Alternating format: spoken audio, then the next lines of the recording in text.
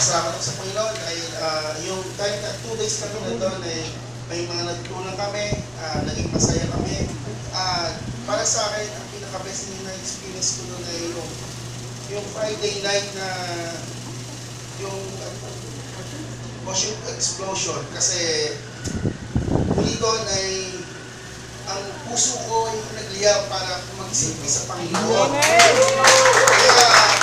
tuloy na habang ako'y nandito ay patuloy ko paglilingkuran ng Panginoon na walang reklamo. Lahat ng ginagawa ko ay para sa Kanya. Kaya muli lang Panginoon. That's my better. Salamat ko po kayo. Yun, narinig ko din ang boses. Pamasalamat na po kayo kasi natuto po ako sa Locals. Tsaka, ingatan niya po kami pagpunta at saka pag.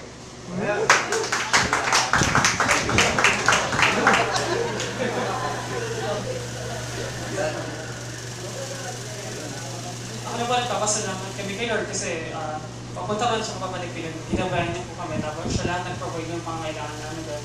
Kapasalamat din ako kay Lord kasi tumahin po siya ng mga tao na magtutulong sa amin doon mag-aasikaso. Higit sa lahat siya magtutulong po sa amin si Pastor Norlibo.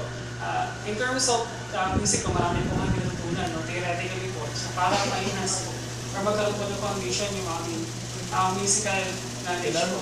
Higit sa lahat po yung, katulad po yung sinabi ni Jeff, yung best experience namin doon is yung worship explosion na nangyari po Friday night po. Doon po sa gawin yung narimayin po ako na dapat magtugtog kami para kay Lord para dapat din magtugtog kami ng yung heart namin nasa kanya. Tama po, sa dating desire namin. At dapat iligin namin yung best namin. Nung gabing yun, parang narinig po yung relationship ko kay Lord. Kasi pinakita ko na marami rin akong kapagulang kay Lord sa dami rin po ng ginagawa. Ganun po na nauubusan na rin po ng time sa kanya. Nawawalan po ng oras. Yun po.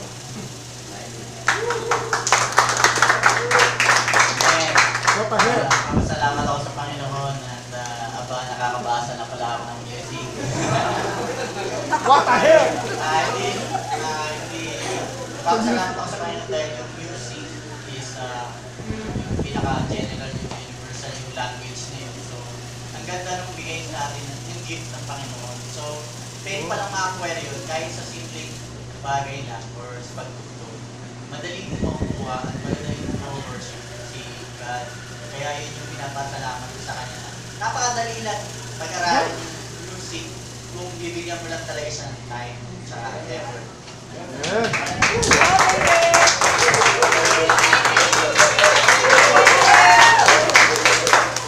Papasalamat lang po sa Panginoon kasi pinaintindihan ko sa akin yung music ko. Ang dali lang po pala. Akala ko po nung muna. Mahirap po. Madali ha? Hirap po.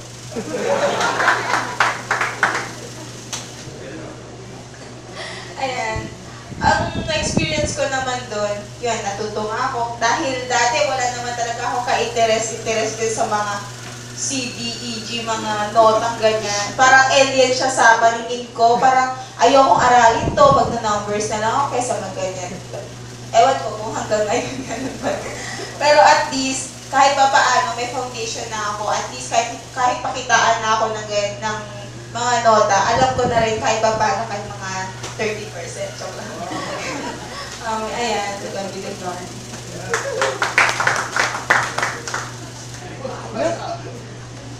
Yun, papasalamat ako kay Lord kasi iningatan niya kami papunta at pabalik. At natapos yung gawain namin ng maayos, walang napahamak sa amin. Marami rin kami naturuan, gano'n. At yung totoo music talaga sa ulo. Grabe. Parang nakaka-stress, gano'n. Dapat problema. Pero wala. Masaya pag natuto ka. Kapag tumatagtag mo? Pero yun. Pero mas masaya din yung Friday night kasi Hindi Ryan, I know, sinamahan na kami Lord. magsalita na matagal sa... Yun, niyakap niya ako. Kasi marami din akong problema.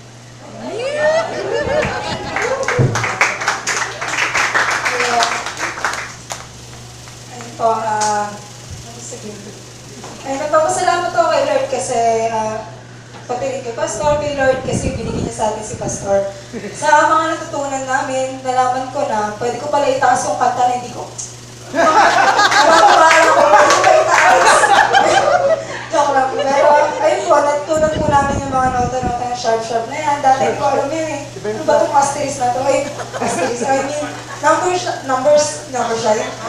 number sign, yung mga ganun po.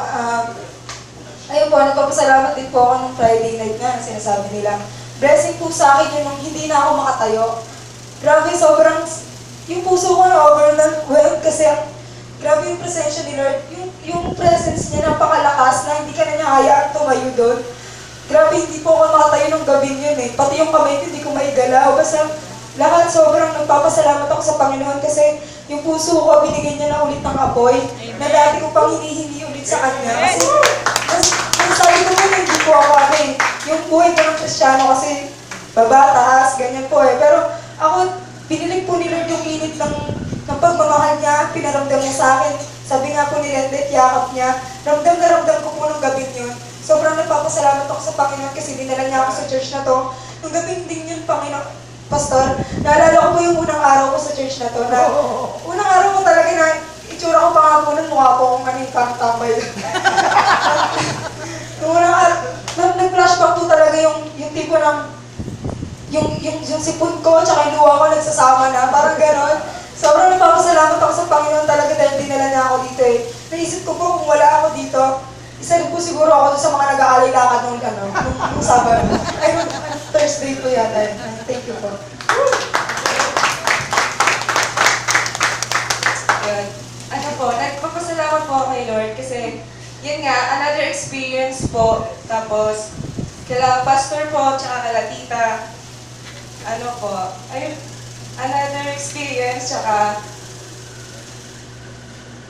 yung ano po, nung Friday night din po, nung nag-altar call po, sobrang, parang halos lahat po kami, na nandun po kami sa harap, lalong-lalo na ako parang, hindi ko po talaga mapigilan yung iyak ko, yung halos hindi, parang hagulgol talaga, yung fire kay Lord, lalo na nung mga nakaraang araw talaga, pinag-pray ko kay Lord na bumalik talaga yung fire sa puso ko. And ayun po, nagpapasalamat po kay Lord kasi yun nga, sabi nila, yung pagyakap ni Lord, iba po kasi yung, lalo na pag may problema ka, tapos parang binibigay mo lahat kay Lord, yung problema mo, sa Kanya mo sinishare yung problema mo.